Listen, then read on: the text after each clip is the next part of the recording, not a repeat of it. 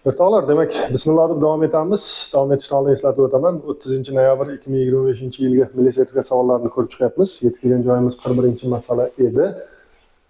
Boya aytganimdek, avval masalan sharhini o'qib olishingiz mumkin. Mana tinch holatdagi energiyasi 8 picojoule bo'lgan, ya'ni E0 8 picojoule bo'lgan zaryad zarra, 0.6 tezlik bilan harakatlangandagi kinetik energiyasi va impulsini topish so'ralgan. Kinetik energiya bilan impulsni demak nima qilishimiz kerak? Topishimiz kerak.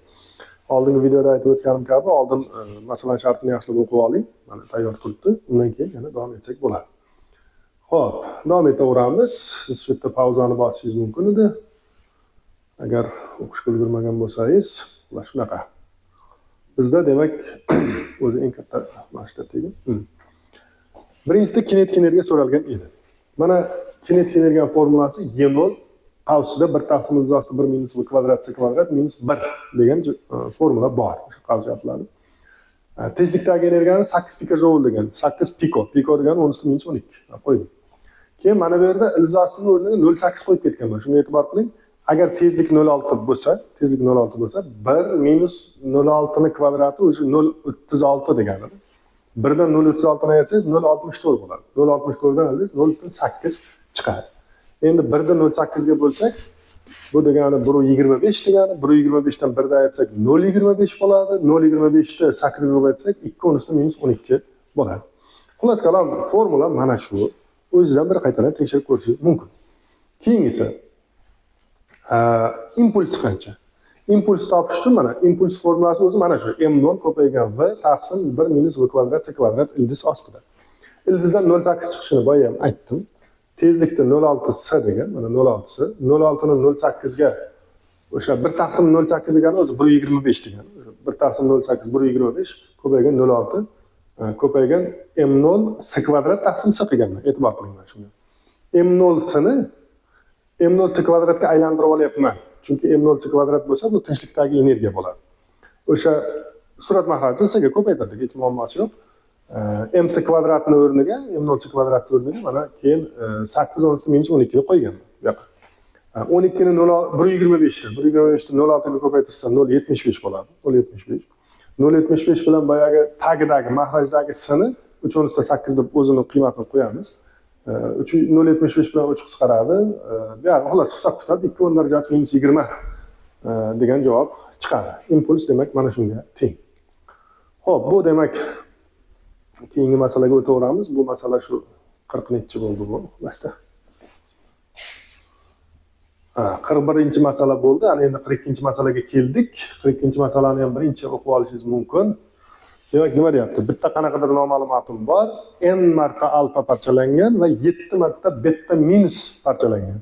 Yemirilishlar natijasida uni protonlar soni 9 taga kamaygan.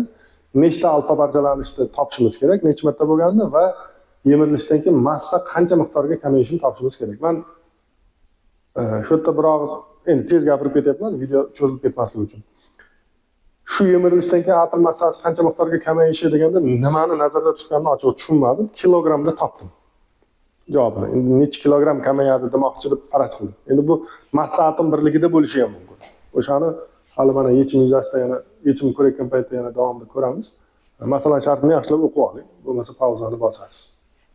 Xo'p, mana birinchi masala A qism. Demak, nima bo'lgan? Qanaqadir x noma'lum yadro bor. Uni massa soni A1 ga, tartib raqami Z1 ga teng. Undan n ta alfa zarra chiqqan. Ya'ni n ko'paygan geliy. 4.2 geliy alfa zarra degan. Undan tashqari yana 7 ta beta zarra chiqqan, o'sha elektron chiqqan. 7 nolu minus var elektronniki va qanaqadir noma'lum keyingi yadro qolgan. A2, Z2 bo'lgan keyingi yadro qolyapti. Endi bu yerda nima bo'lishi kerak? Birinchi tartib raqami Z1 qancha bo'lsa, keyingilarni yig'indilari ham o'shancha bo'lishi kerak. Ya'ni mana Z1 teng 2 ko'paygan n, mana 2 ko'paygan n qo'shilgan 7 ko'paygan minus 1 mana. Minus 1 ku. Shuning uchun 7 ko'paygan minus 1 qo'shilgan Z2. Shundan 2n ayrilgan 7 qo'shilgan Z2 uzr. Mana bu yerda Z2 ni misol shartida aytgan tartib raqami 9 ga kamaydi. Z2 ni o'rniga Z1 ayrilgan 9 qildik. Z1 ayrilgan 9 qildik. Shunda mana Z1 bilan mana Z1 nima qiladi? Qisqarib ketadi. Bu Z1lar qisqarib shu yerdan 9 ga 7 mana 16 bo'lib 16 ni 2 ga bo'lsak ne chiqadi? 8 chiqadi mana. Tartib raqami demak 9 marta 9 ta kamaygan bo'lsa, tartib raqami 9 ga kamaygan bo'lsa, shuni hisob kitobidan ne chiqyapti? 8 ta alfa yemirilish bo'lgani kelib chiqyapti. Keyin boya aytganim, bu yerda to'g'ri javob nimaligini men bilmayman, chunki masalani ichkarida o'qiganim yo'q. O'sha milliy sertifikat imtihoniga kirmadim. Boyagi bizning qo'limizda bor bo'lgan matnda nima deydi? Haligi degan. Massa qancha miqdorga kamayadi degan. Miqdor deganda massa bu baribir kilogramda o'lchanadi asosiy birlik. Agar massa atom birligida qanchaga kamayadi desa, u yana boshqa masala. Bu yerda bunday. Haligi elektron uchib chiqishi, ya'ni beta yemirilish natijasida massa o'zgarishi hisobga olinmaydi o'zi ko'pincha. Faqat o'sha alfa yemirilishda massa kamaygani inobatga olinadi. Shuning uchun ham n ko'paygan m alfaga kamaygan dedim. Ya'ni har bitta alfa zarra 4u massani o'zi bilan olib ketsa, mana 4u ga kamaytirsa massani, n'imiz 8 bo'lsa 32u ga kamayadi. 8 karra 4 32u ga nima qilgan massa kamaygan bo'lishi kerak. Va shu yerda ham yana bitta eslatma, milliy sertifikatda beriladigan jadvalda 1.66 13.027 ga teng. 1.66 13.027 ga teng. Ya'ni bizni ko'pincha 1.67 13.027 oladigan odatimiz bor-ku, o'zi shunaqa olamiz. O'zi darsliklarda ham boshqa ham 1.67 kelgan. Lekin aynan o'sha test markaziniligida mana shu 1.66. Shu ikkalasini ko'paytirib chiqqandan nima chiqsa, ana shu to'g'ri javob bo'ladi menimcha kilogramda. Agar massa atom birligida qanday kamayadi deb ichkarida so'ragan bo'lsa, 32u ga kamayadi yoki 32 massa atom birligiga kamayadi deb qo'ysak ham to'g'ri bo'ladi. Shunaqa. Xo'p, 43-masalaga menga o'tsak bo'ladi. 43-masala. Mana bittada yurib ketmayapti-mi? Yaxshi. Demak, bunday o'rtoqlar, mana 43-masala. Silindrda asosiy yuzasi 80 cm² bo'lsa, u vertikal holatda suvga botiriladi. Silindrni muvozanat holatdan 5 cm pastga botirib qo'yib yuborilgan. Hosil bo'ladigan tebranish davrini toping va maksimal tezligi qanday bo'lishini toping deyapti. Bu yerda o'rtoqlar massa tushirib qoldirilgan. Massa bo'lmasa bu masalaning yechimi chiqmaydi, massa shart. O'sha keyin o'sha qog'ozli qanaqadir yozuvli yechimlarda adashmasa massani ko'rsatib o'tishgan. Bizga ham o'sha o'quvchilar aytdi, massa bor edi deb o'sha kirib chiqqan o'quvchilarim shu gapni aytdi. Hozir mana endi ko'ramiz. Xo'p, mana qaranglar. Mana silindr suvda turibdi. Uni o'zi agar o'sha biz ta'sir qilmasak, shu qo'l bilan bunday bosmasak, sal balandroq bo'lardi. Hozir bosganimiz uchun qo'shimcha ozroq cho'kkan. O'sha 5 cm bosilgani uchun 5 cm cho'kkan. Endi bu yerda ikkita Arximed kuchi ko'rsatilgan, e'tibor qilsangiz. Mana F Arximed bor va delta F Arximed bor. Delta F Arximed bu o'sha qo'shimcha cho'kkani uchun hosil bo'lgan Arximed kuchi. Delta F Arximed qo'shimcha cho'kish tufayli paydo bo'lgan.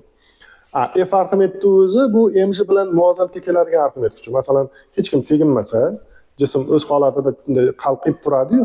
O'shandagi Arximed kuchi F Arximed. Keyin o'zi qalqib turganda biz kuch bilan sal bosganmiz, shunda qo'shimcha delta F Arximed hosil bo'lgan. Bu yerda mana Arximed bilan mana mj bir-biri bilan yo'q bo'lib ketadi. Arximed bilan mj bir-biri bilan nima qiladi? Yo'q bo'lib ketadi va mana shunday bosib turgan jismimizni qo'yib yuborsak, tepaga sapchib chiqadi, tepaga tezlanish bilan harakat boshlaydi. U nimadan bo'ladi? U mana delta F Arximed hisobiga bo'ladi. Delta F Arximed hisobiga mana shu narsa bo'ladi. Endi o'sha delta F Arximed tak. Delta F Arximed bu yerda nima bo'lyapti mana? Emanol delta F Arximedni beryapti mana. Emanol nima bu? Tezlanish. O'sha ema, F barobar ema deymiz-ku, o'sha ema teng delta F Arximedga. Nima uchun? Chunki F Arximed bilan mj qaytarib aytaman, bir-biri bilan yo'q qilib yuboradi. Delta F Arximed nimaga teng? Rosiyuqlik delta va j ga teng.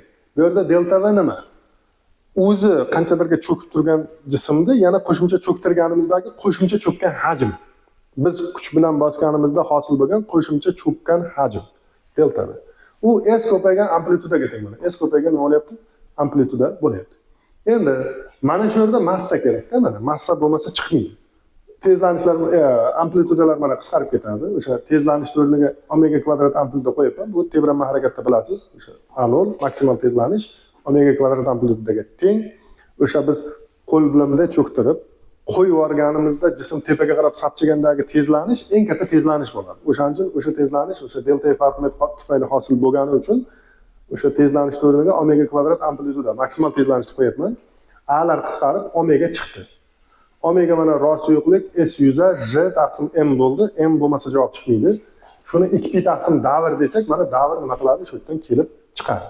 Bu endi jo'n narsa. Buni boshqa paytda davrning formulasi masalan bunaqa bo'lgan, sonlar qo'yilgan, 0,3 degan javob chiqqan. Bu endi oddiy narsa. Buni men tushuntirib o'tirmayman. Xullas, mana shu yerga tushungan odam davrni o'zi tushunib oladi. Endi keyingi masalaga o'tamiz. Bir qismda maksimal tezlikni so'ragan. Maksimal tezlik nima qiladi? Maksimal tezlik bu v maksimal barobar amplituda ko'paygan omega. Omegani mana yerda topdik. Omegani topdik. Qo'yamiz, hisoblaymiz. Mana shu yerdan sekin olib kelsak, o'sha 0,5 ko'paygan 20, ya'ni 1 metr sekund degan javob kelib chiqadi. Qaytarib aytaman. Bunaqa misolda bunday qilmasdan, o'sha delta v ga cho'kkan qismi jismga maksimal tezlanish beradi deb qarab, mana shundan davom etkazish kerak. O'shanda mana bu amplitudalar qisqarib ketish o'sha ehtiyoj bor-da, o'zi amplituda har doim qisqarib ketadigan bir tenglama bo'lishi kerak.